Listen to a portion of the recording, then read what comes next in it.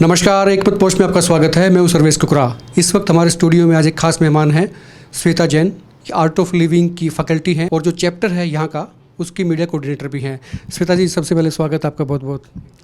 तो एक मत पोस्ट के सभी दर्शकों का मैं अभिवादन करती हूँ और सर्वेश जी का मैं धन्यवाद भी करती हूँ कि कल उन्होंने हमें फ़ोन किया कि आज के लिए हमें समय चाहिए।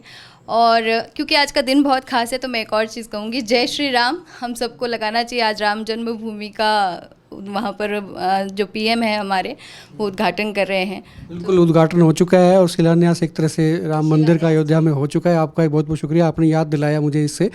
और श्री श्री रविशंकर तो उनके बड़े करीब रहे हैं, वो सभी के करीब रहे हैं। हाँ, हम इसमें ये बोल सकते हैं कि जो ये पूरा मसला था राम जन्मभूमि का, उसकी मीडिएशन पैनल में जो सुप्रीम कोर्ट ने मीडिएशन पैनल बनाया था उसमें श्री श्री रविशंकर जी ने एक बहुत इम्पॉर्टेंट और मेजर रोल प्ले किया है। नो डाउट वो सबसे पहले सामने आए थे और उन्होंने मध्यस्थता की थी। और आज ये एक दिन है, यादगार दिन के तौर पर इसको देखा जा रहा है। लेकिन आज हमारा जो टॉपिक है वो इससे इतर है, अलग है।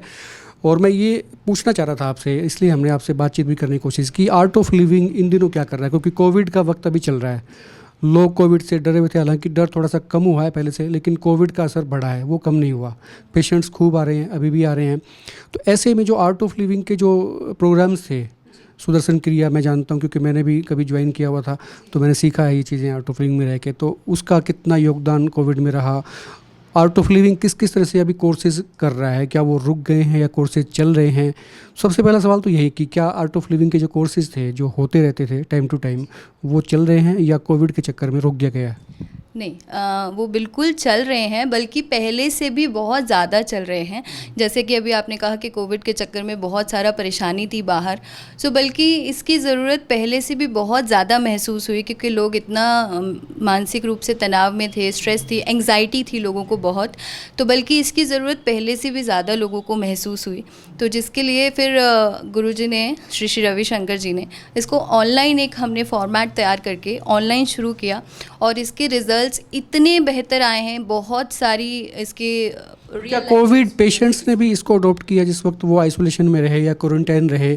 तो मुझे पता लगा था कुछ लोगों ने इसको भी वहाँ भी आजमाया है। जी जी, बिल्कुल बिल्कुल। बहुत सारे ऐसे कोविड पॉजिटिव जो पेशेंट्स थे, बिकॉज वो सेल्फ क्वारंटीन थे या होम क्वारंटीन थे, सो क्योंकि फिज़िकल कोर्सेज तो नहीं हो रहे थे, ऑनलाइन ही करना था, तो उन्होंने अपने घर से वो कोर्सेज ज्वाइन किए और उनकी रिकवरी रेट इतनी फास्ट हुई है, मतलब मेडिकली प्रूवन है ये चीज़ कि कोविड पेशेंट्स बहुत फास्ट रिकवर हुए हैं आफ्टर एक्सपीरियंसिंग सुदर्शन क्रिया।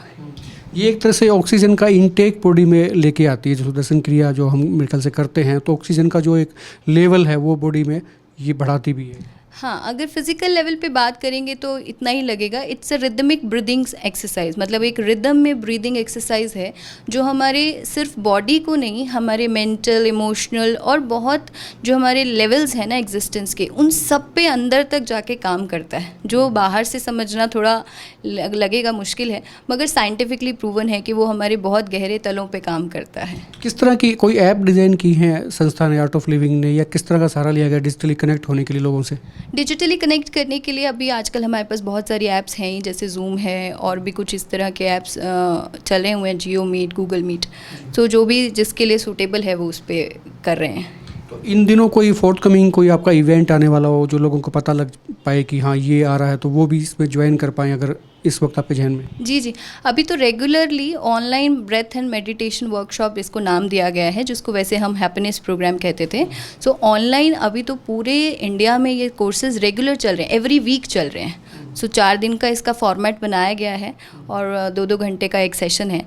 तो ये रेगुलरली चल रहा है। और इनफैक्ट अभी इसकी जो बेस्ट चीज़ हुई है वो ये हुई है कि पहले तो हमारे पास एक कंस्ट्रेंट होता था कि हाँसी का व्यक्ति तो हाँसी में ही कोर्स कर पाएगा, मगर ऑनलाइन होने से पूरे इंडिया में कहीं पर भी आप बैठे हो, आप कोई भी कोर्स, आप यहाँ बैठ के तमिलनाडु का कोई कोर्स भी ज्वाइन कर सकते हो, तमिलनाडु का कोई व्यक्ति जम्मू कश्मीर में बैठ के कोर्स कर रहा हो सकता है। सो ये फिजिकल बाउंड्रीज जो थी वो नो डाउट कोविड के दौरान जो है ना, ये इन्वेंशन ले सकते हैं आप, क्योंकि आवश्यकता आविष्कार की जननी कहा जाता है, और क्योंकि ज़रूरतें जब हुई तो ये चीज़ें ईजाद भी हुई और वो चीज़ें हुई। हम सबको यूज़ करनी आ गई टेक्नोलॉजी, नहीं तो शायद हम कभी नहीं सोचते कि हम इस तरह से ऑनलाइन बैठ के भी कोर्सेज ऑर्गेनाइज कर सकते हैं। ये तो कभी सोच में ही नहीं थी बात। तो वही जैसे आपने बोला आवश्यकता आविष्कार की जननी है, तो ये भी एक डायमेंशन निकल के आया कि इस तरह से भी लोगों से कनेक्ट किया जा सकता है। शुरू में कहा जा रहा था भी शिक्षा जो एजुकेशन है वो डिजिटल हो गई, लेकिन ये हर पार्ट जो है डिजिटल हो गया है। आप देखेंगे तो कॉर्पोरेट हाउसेस की मीटिंग भी जो है वो डिजिटल ही होती हैं, वो भी इसी तरह से कनेक्ट होते हैं। तो ये अध्यात्म का जो रोल है वो भी डिजिटल में चला गया है।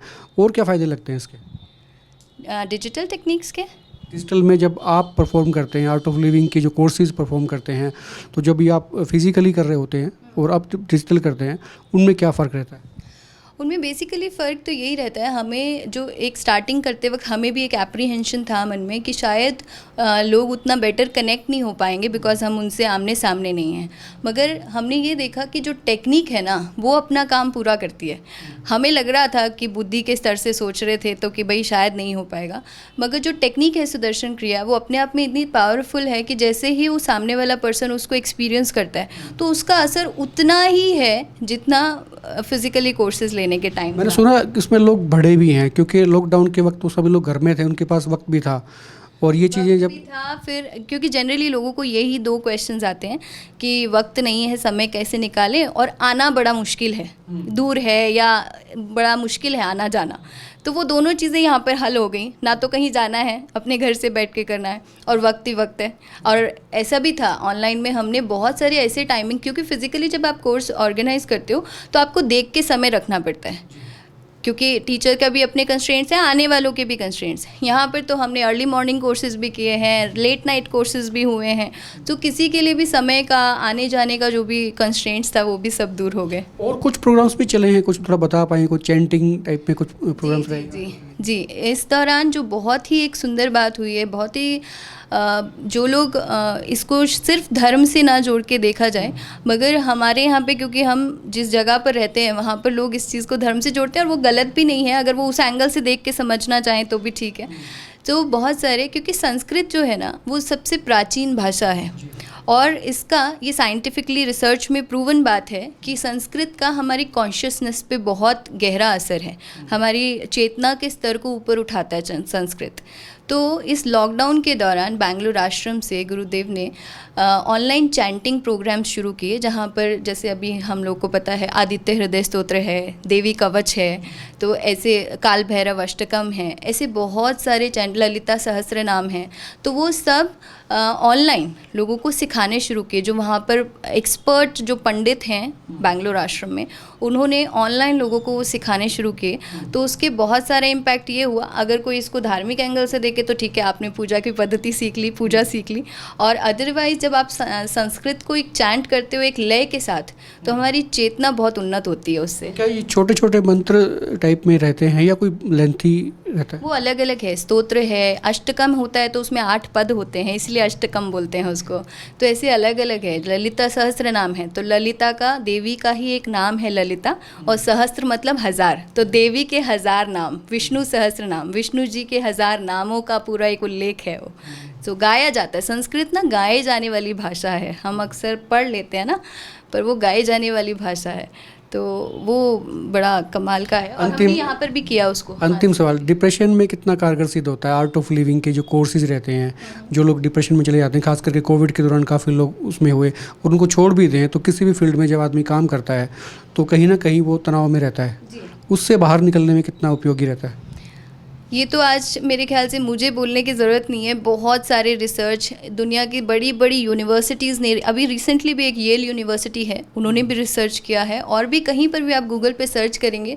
सो सुदर्शन क्रिया आज प्रूवन बात है हमारे, मैं सिर्फ इसको डिप्रेशन तक लिमिट नहीं करूँगी कि स्ट्रेस में या डिप्रेशन में काम करता है सुदर्शन क्रिया, बट ओवरऑल वेलबींग को बहुत इम्प्रूव करता है सुदर्शन क्रिया, चाहे फिर वो फिज़िकल लेवल पे हो, मेंटल लेवल पे हो, इमोशनल लेवल पे हो, या स्पिरिचुअल लेवल पे हो। तो हमारे ओवरऑल वेलबींग को बहुत इंप्रूव करता है। और नेचुरली स्ट्रेस और डिप्रेशन है वो तो जाता ही जाता है, वो तो बाय डिफ़ॉल्ट जाता है, वो मैं कहूँगी उसका एक छोटा सा पार्ट है कि हाँ वो तो जाएगा ही, मगर उसके अलावा बहुत बहुत गहरे उसके असर हैं। बिल्कुल, ये श्वेता जैन थी, और आर्ट ऑफ लिविंग जैसा मैंने बताया कि फैकल्टी भी हैं और मीडिया कोऑर्डिनेटर भी हैं, और इनका ये कहना है कि आर्ट ऑफ लिविंग के जो कोर्सेज होते हैं वो एक वेल ह्यूमन बीइंग बनने के लिए बड़ा योगदान देते हैं। आप भी किसी दिन को ज्वाइन करिए और फिर आप इसका इम्पैक्ट भी देखिए। आप देखते रहिए एकमत पोस्ट।